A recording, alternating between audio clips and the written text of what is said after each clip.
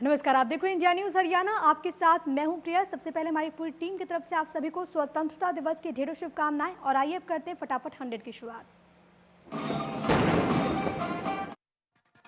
आज पूरा देश मना रहा आजादी का जश्न। जगह जगह तिरंगा फहराकर लोगों ने मनाया स्वतंत्रता दिवस। एक दूसरे को लोगों ने दी स्वतंत्रता दिवस की बधाई।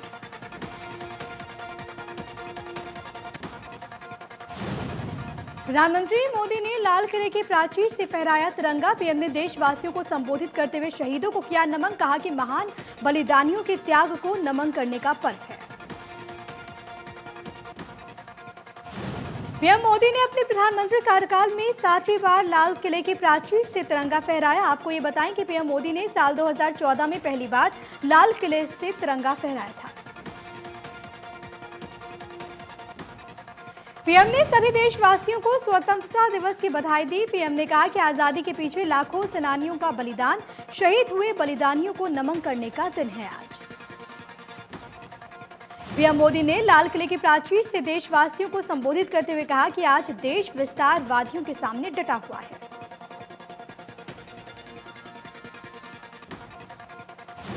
पीएम ने कहा कि आजादी के 75 साल के भारत को आत्मनिर्भर बनाना है। भारत में अपने पैरों पर खड़े होने की परंपरा रही है।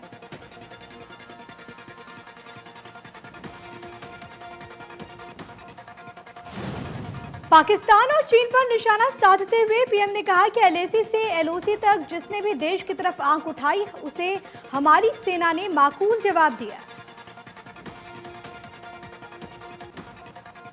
पीएम ने कहा कि लद्दाख में पूरी सेना के सामने हमारे 20 सैनिक क्या कर सकते थे, लेकिन उन्होंने बखूबी से दुश्मन को करारा जवाब दिया। उन 20 शहीद जवानों को लाल किले की प्राचीर से मेरा नमन।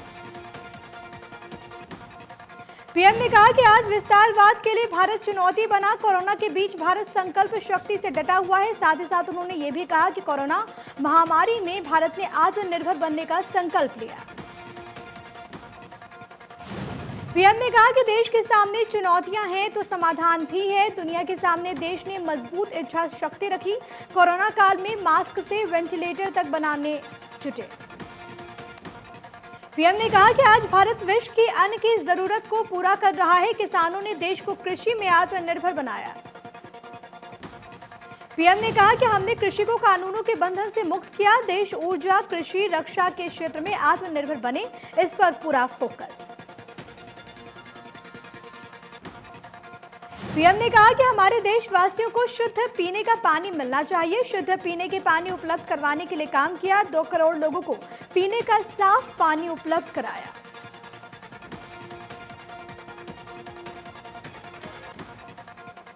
पीएम ने कहा कि भारत में सुधारों के दौर को दुनिया देख रही है। एफडीआई ने देश में अब तक के सभी रिकॉर्ड्स तोड़ दिए हैं।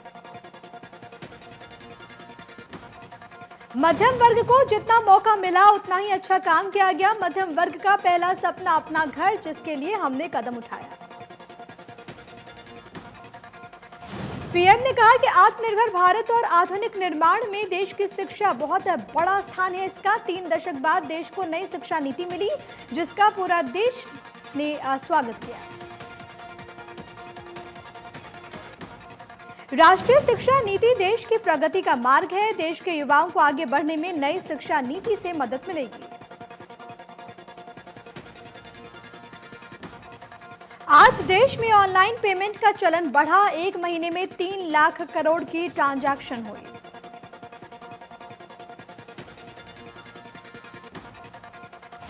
कोरोना संकट के बीच हमने अच्छा काम किया। पीएम ने कहा कि शुरुआत में रोजाना महज 300 टेस्ट होते थे, लेकिन अब देश में 7 लाख टेस्ट रोजाना हो रहा है।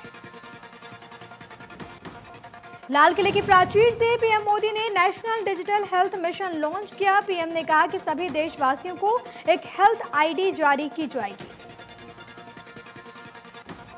हेल्थ आईडी से सभी देशवासियों को बेहतर स्वास्थ्य सेवाएं मिल पाएंगी। इस हेल्थ आईडी में पूरी जानकारी मुहैया कराई जाएगी।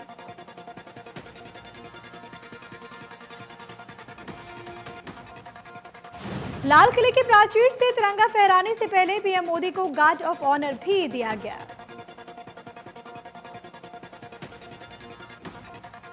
प्रधानमंत्री मोदी लाल किले पहुंचने से पहले राष्ट्रपिता महात्मा गांधी की समाधि स्थल राजघाट पहुंचे, जहां पर पीएम ने बापू को श्रद्धासुमन अर्पित कर श्रद्धांजलि दी।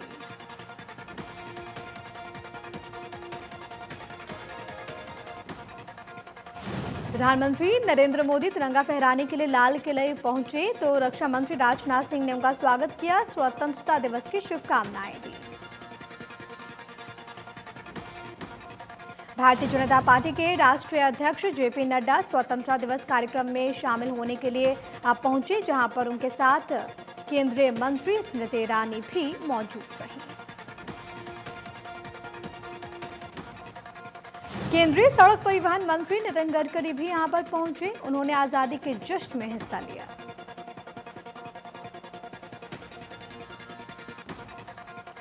कांग्रेस नेता और राज्यसभा में विपक्ष के नेता गुलाम नबी आजाद भी हिस्सा लेने के लिए पहुंचे।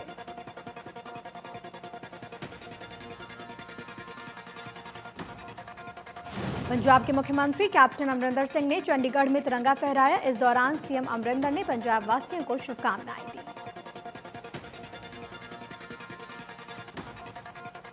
सीएम अमरिंदर ने प्रदेशवासियों को संबोधित करते हुए शहीदों को नमन किया। सीएम ने कहा कि जो लोग देश सेवा में शहीद हुए उन्हें कोटि कोटि नमन। कैप्टन अमरिंदर ने इस दौरान कोरोना वॉरियर्स का धन्यवाद करते हुए कहा कि कोरोना काल में कोरोना वॉरियर्स ने अतुल्य काम किया।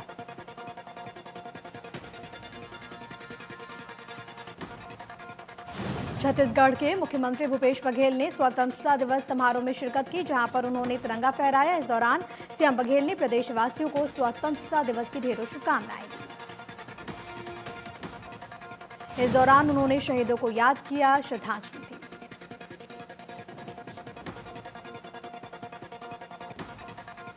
पंचकुला में हरियाणा के मुख्यमंत्री मनोहर लाल ने स्वतंत्रता दिवस कार्यक्रम में शिरकत की। तिरंगा फहराकर सीएम ने प्रदेशवासियों को दी शुभकामनाएं। इस दौरान सीएम ने ट्राइकलर के गुब्बारे छोड़कर आजादी के जश्न में शिरकत की। इस दौरान सीएम ने पुलिस की ऐतिहासिक खुली जीप में बैठकर कार्यक्रम स्थल का चक्कर भी लगाया।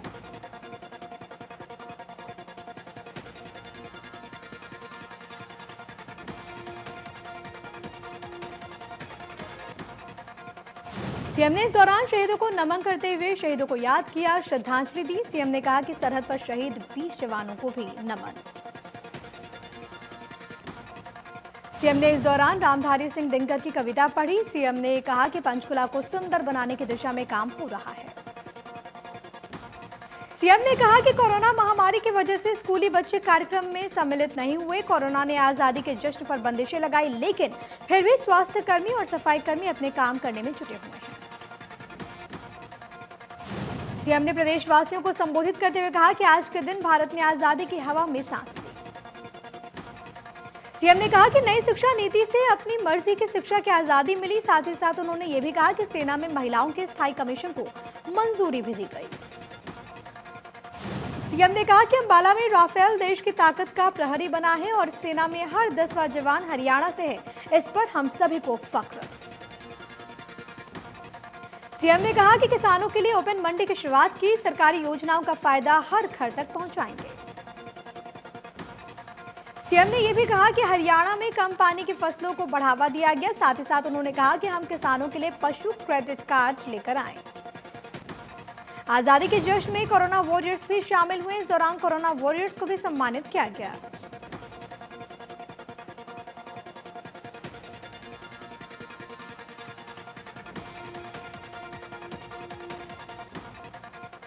ध्वजारोहण के बाद मुख्यमंत्री ने पर्यावरण बचाने का संदेश दिया। कार्यक्रम स्थल पर पौधारोपण किया।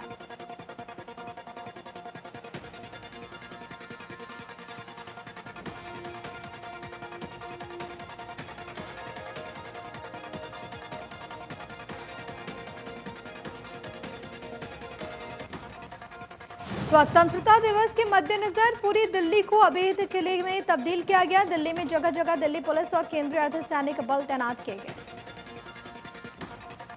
सड़कों पर भी दिल्ली पुलिस गाड़ियों की चेकिंग करती हुई नजर आई। पूरी दिल्ली में बैरिकेडिंग कर दिल्ली पुलिस ने बाहर से आने जाने वाले वाहनों पर कड़ी निगरानी रखी। पीएम का लाल किले पहुंचने से पहले सेना के अलग अलग बटालियन ने कदम ताल कर लोगों के जोश को बढ़ाया। दिल्ली में एटीसी यानी कि एयर ट्रैफिक कंट्रोल की बिल्डिंग को भी सजाया गया। रंग बिरंगी लाइट्स लगने से एटीसी की बिल्डिंग का नजारा मनमोहक था।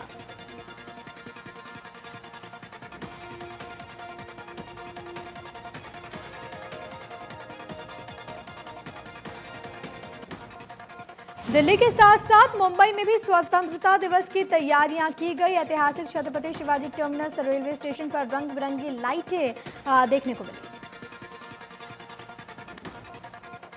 स्वतंत्रता दिवस के मौके पर राष्ट्रपति भवन को रंग बिरंगी लाइट से सजाया गया, जिससे राष्ट्रपति भवन की सुंदरता में चार चांद लग गए। स्वतंत्रता दिवस के मौके पर राष्ट्रपति रामनाथ कोविंद ने राष्ट्र के नाम अपने संबोधन में कहा कि इस साल स्वतंत्रता दिवस के उत्सवों में हमेशा की तरह धूमधाम नहीं होगी। इसका कारण साफ है, दुनिया घातक वायरस से जूझ रही है।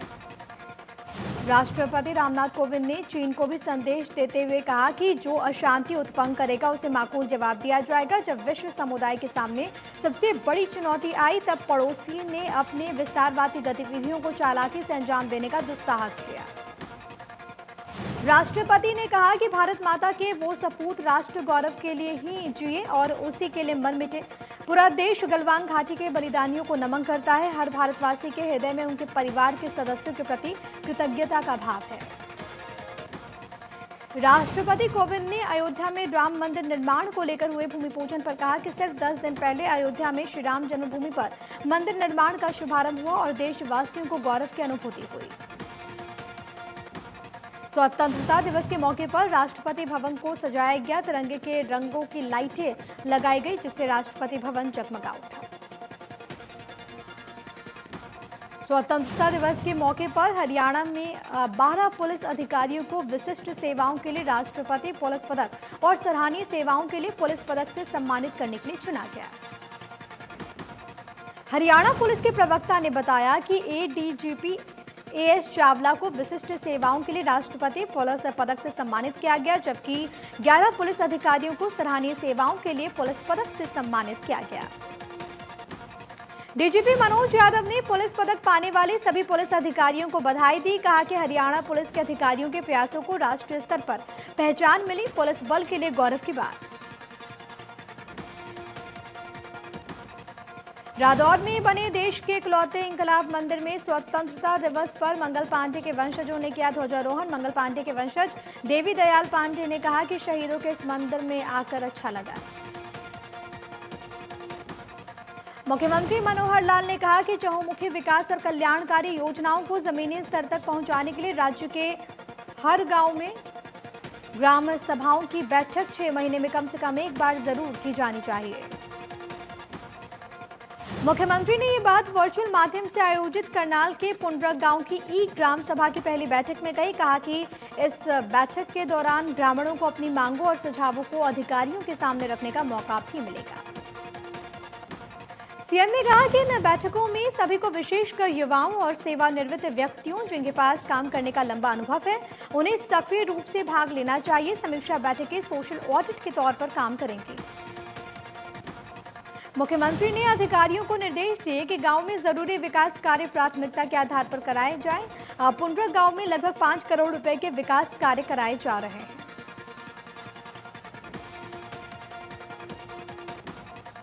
उप मुख्यमंत्री दुष्यंत चौटाला ने धर्मनगरी कुरुक्षेत्र के शाहबाद में शहीद उधम सिंह की प्रतिमा पर माल्यार्पण कर अनाज मंडी के लोगों को संबोधित किया। दुष्यंत ने कहा कि महिलाओं के लिए 50% आरक्षण का बिल आगामी विधानसभा सत्र में लाया जाएगा, जिससे पंचायतों, जिला परिषद, ब्लॉक समिति चुनाव में 50% सीट महिलाओं के लिए आरक्षित होगी। दुष्यंत चौटाला ने कहा कि उनका ईमानदारी से काम करना विपक्षियों को रास नहीं आ रहा। दुखी वही लोग हैं जिनकी चोरियां जेजेपी बीजेपी सरकार रोक रही है और व्यवस्था को चुस्त दुरुस्त कर रही है। दुष्यंत ने कहा कि सरकार डिजिटलाइजेशन की तरफ कदम बढ़ा रही है। अगर संभव हुआ तो सेकेंडरी एजुकेशन में पढ़ने वाले बच्चों को सरकार स्मार्टफोन देगी। स्कूल खोलने को लेकर बोले कि केंद्र सरकार का कोई फैसला आता है तो प्रदेश सरकार भी फैसला लेगी।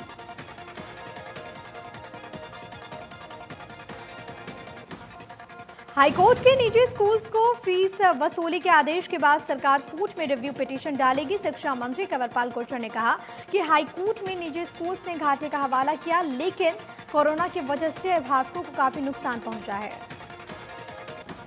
कंवरपाल गुर्जर फरीदाबाद दौरे पर थे। इस दौरान उन्होंने शिक्षा के मामले में फरीदाबाद को करोड़ों की सौगात दी। गर्ल्स हॉस्टल का शिलान्यास किया। कहा कि प्रदेश के सभी सरकारी स्कूल्स की 2 साल में सूरत बदल जाएगी।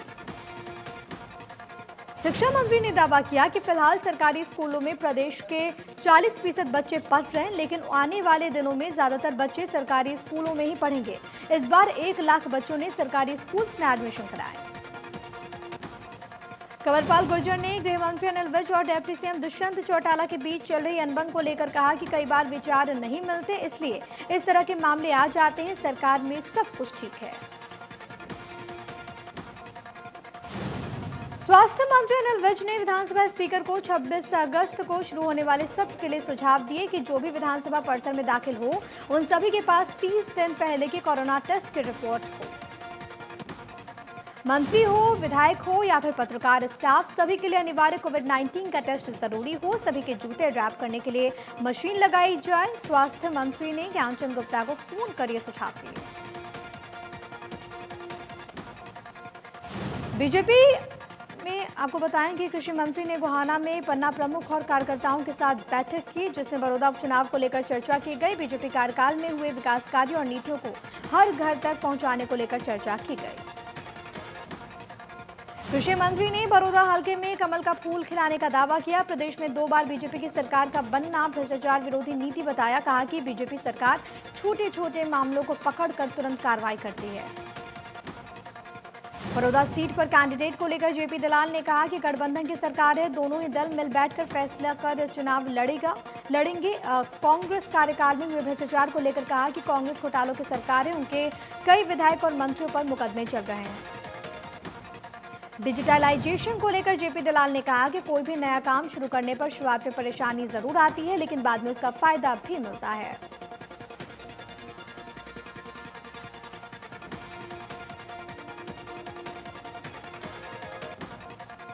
किसानों को अब नहीं जलानी पड़ेगी पराली। टोहाना में भारत सरकार से मान्यता प्राप्त पुन्नी सीडर का हुआ शुभारंभ। पराली को जमीन में दबाकर बनाई जा सकेगी खाद।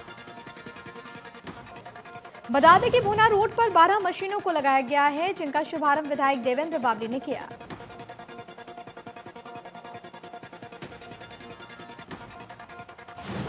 अंबाला में पूर्व केंद्रीय मंत्री विनोद शर्मा के निर्देशों पर सैनिटाइजेशन के काम किया जा रहा है। बोतल्स के साथ हर घर से में मास्क पहुंचाया जा रहा है। पूर्व केंद्रीय मंत्री विनोद शर्मा के निजी सचिव ने जानकारी दी। नरेश सहगल ने कहा कि पूर्व केंद्रीय मंत्री विनोद शर्मा का निर्देश है कि जब तक कोरोना खत्म नहीं हो जाता, तब तक अंबाला के लोगों के लिए राहत का काम जारी रहेगा। 74वें स्वतंत्रता दिवस के मौके पर पूर्व केंद्रीय मंत्री विनोद शर्मा के निजी सचिव नरेश सहगल ने विनोद शर्मा की तरफ से सभी देशवासियों, हरियाणा और अंबाला के लोगों को स्वतंत्रता दिवस की बधाई दी।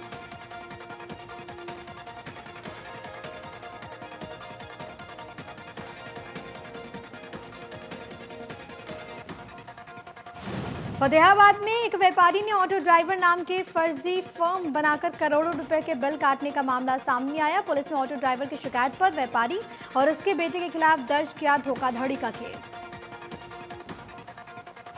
जानकारी के अनुसार आरोपी व्यापारी अशोक और उसके बेटे आशीष गोयल ने शिकायतकर्ता ऑटो चालक को 20,000 रुपए का लालच देकर फर्जी फॉर्म बनाई, जिसके नाम से करोड़ों रुपए के फर्जी बिल काटे गए। रोहतक में सीएम फ्लाइंग और पुलिस ने अवैध शराब के खिलाफ चलाया ज्वाइंट ऑपरेशन। गुप्त सूचना के आधार पर भालूट किलोई रूट पर बने एक गोदाम से टीम ने पकड़ी अवैध शराब की 2,438 पेटियां। पुलिस से मिली जानकारी के अनुसार जिस गोदाम से शराब की बरामदगी हुई, उसका कोई सरकारी रिकॉर्ड नहीं है। वहीं जब पुलिस ने आरोपियों से शराब का रिकॉर्ड मांगा, तो आरोपी कोई भी रिकॉर्ड दिखाने में नाकाम रहे।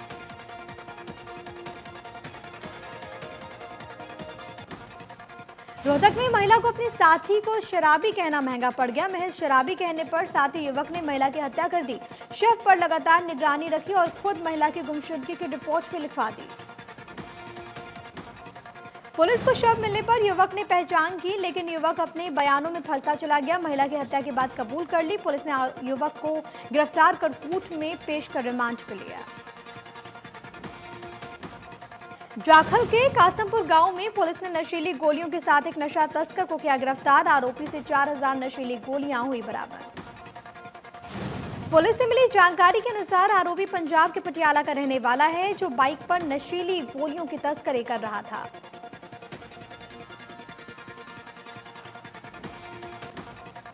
जाखल में पुलिस ने म्योंद चौकी के पास 2 लोगों को अफीम की तस्करी करते हुए दबोच लिया। पुलिस ने बताया कि दोनों आरोपी संगरूर के आलमपुर गांव के रहने वाले हैं। पुलिस का यह कहना है कि मौके पर तैनात पुलिस कर्मियों ने शक के आधार पर एक गाड़ी को रोका, जिसमें तलाशी लेने पर 90 ग्राम अफीम की बरामदगी हुई। फिलहाल पुलिस ने आरोपियों के खिलाफ एनडीपीएस एक्ट के तहत मुकदमा दर्ज किया। सोना में युवती की शादी से मना करने पर पिता की हत्या करने वाले आरोपी को 8 दिन बाद पुलिस ने किया गिरफ्तार। पुलिस ने आरोपी को उत्तर प्रदेश के मेरठ से गिरफ्तार किया, बाकी आरोपी फरार। आरोपी काफी वक्त से युवती के पिता पर शादी अपने बेटे से कराने का दबाव बना रहा था। जब युवती के पिता ने मना किया तो उसने उन्हें बात करने के लिए बुलाया और फिर विवाद बढ़ने पर हत्या कर दी। फरीदाबाद के तिगांव में हुए हत्याकांड में पुलिस ने अहम खुलासा किया। पुलिस ने मुख्य आरोपी समेत शूटर को गिरफ्तार कर लिया। पुलिस ने बताया कि मृतका मोनिका की भाभी के भाई ने हत्याकांड की साजिश रची और मेरठ से 3 लोगों को बुलाकर मोनिका और उसके पति सुखबीर की हत्या को अंजाम दिया। आरोपी विष्णु ने पुलिस को बताया कि सुखबीर उसकी बहन को ब्लैकमेल करता था, जिसकी वजह से उसने पति पत्नी को मौत के घाट उतार दिया।